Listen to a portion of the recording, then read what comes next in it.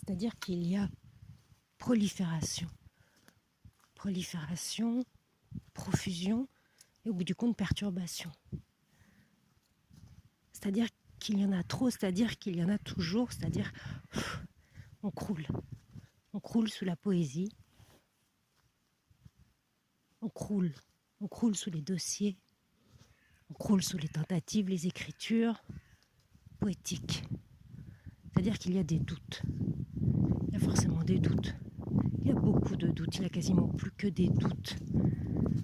Écrire de la poésie, pourquoi? Pour qui? C'est-à-dire quand on sait que des classes entières présentent l'étendue c'est de la poésie. C'est de la poésie, c'est politique aussi. C'est-à-dire, on ne ferait plus que de la poésie politique.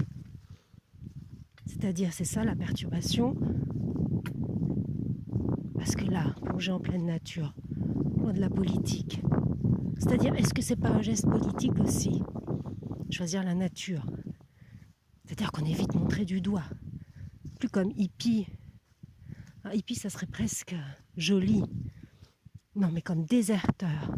Déserteur, si on n'est pas dans la ville, si on n'est pas au milieu du fracas, alors là, ça va plus. On est montré du doigt. La poésie aussi, notre poésie aussi. Pas question d'écrire sur la nature. Pas question d'écrire sur ce choix-là. C'est-à-dire, qu'est-ce qu'on devient? Qu'est-ce qu'on devient? Alors, des petits soldats. C'est-à-dire qu'il faudrait être des soldats en permanence. En permanence, le bras levé, mon bras est fatigué. Mon bras est fatigué, mes jambes sont fatiguées, ma tête est fatiguée. C'est-à-dire que ce fracas-là, il rentre plus. Il rentre plus dans mes oreilles. Il rentre plus dans mon cœur, il rentre plus dans mon bras. Et mon bras, qu'est-ce qu'il fait? Mon bras, il se lève pas, il prend le crayon, il prend l'arme. L'arme, c'est le crayon c'est l'arme. Il faut écrire. Il faut écrire malgré tout, malgré les dossiers, malgré la profusion. Il y a beaucoup, beaucoup de poésie. Il y a beaucoup de poètes.